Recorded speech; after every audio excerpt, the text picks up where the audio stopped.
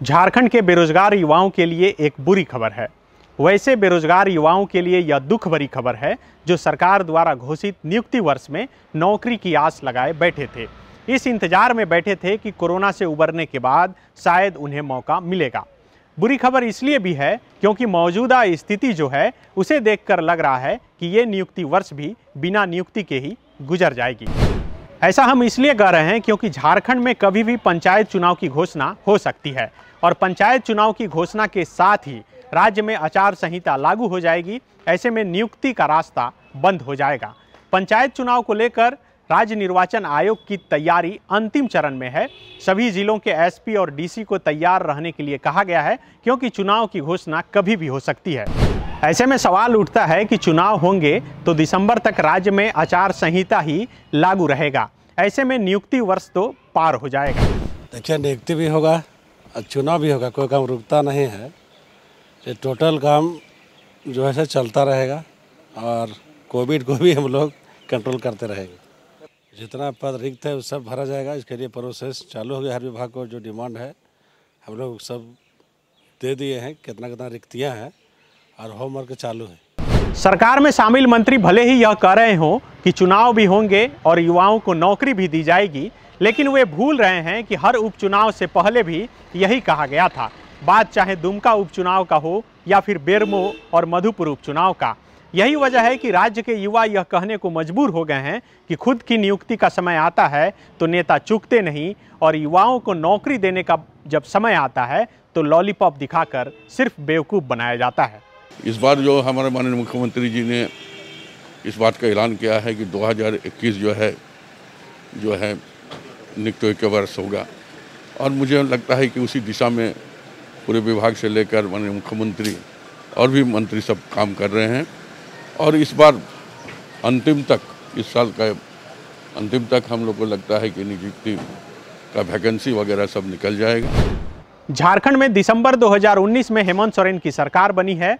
सरकार बनने से पहले जब हेमंत सोरेन चुनावी मैदान में थे तब उन्होंने जुबानी तौर पर हर साल 5 लाख नौकरी देने की घोषणा की थी। साथ ही चुनावी घोषणा पत्र में इस बात का जिक्र किया था कि सभी पेंडिंग वैकेंसी को पूरा किया जाएगा, सभी अनुबंध कर्मियों को अस्थायी किया जाएगा। यही वजह है कि चुनाव में पारा शिक्षक, सहायक पुलिसकर्मी, पंचायत सचिव के अभ्यर्थी, टेट पास अभ्यर्थी के साथ साथ वैसे सभी युवा हेमंत सोरेन के साथ खड़े हो गए जिन्हें लगा कि हेमंत मुख्यमंत्री बनेंगे तो उनके मन मुताबिक इंसाफ मिलेगा। लेकिन हुआ क्या?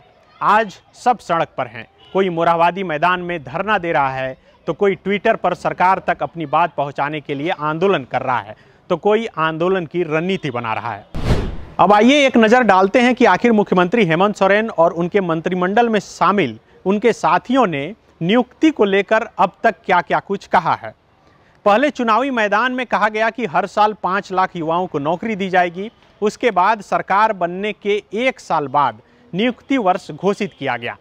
दुमका उपचुनाव से पहले कहा गया कि फरवरी 2021 तक 15,000 युवाओं को नौकरी दी जाएगी। उसके बाद ट्विटर पर जब युवाओं ने रोजगार दो का जोर लगाया तो सभी विभागों को निर्देश देते हुए मुख्यमंत्री ने ट्वीट किया और युवाओं को आश्वस्त किया कि जल्द ही नियुक्ति की जाएगी।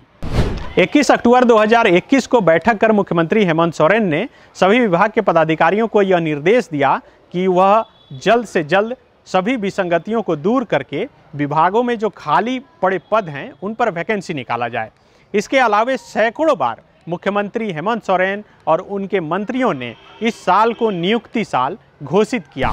सरकार में शामिल लोगों ने जितनी बार नियुक्ति वर्ष और नियुक्ति का जिक्र किया है, अगर उतनी भी नियुक्ति हो जाती तो शायद झारखंड में कोई शिक्षित युवा बेरोजगार नहीं होता। हालांकि इस घोर निराशा में भी आशा की किरण यही है कि सरकार नियुक्ति वर्ष को दिसंबर से खींचकर अप्रैल 2022 तक ले गई है क्योंकि सरकार के मंत्री ने कहा है कि ये नियुक्ति वर्ष फाइनेंशियल ईयर के अनुसार कहा गया था। विवेकानंद विद्या मंदिर स्कूल एक CBSE affiliated English medium coed school है। हम शिक्षा के साथ संस्कार देते हैं। The follow-up.in, like, share and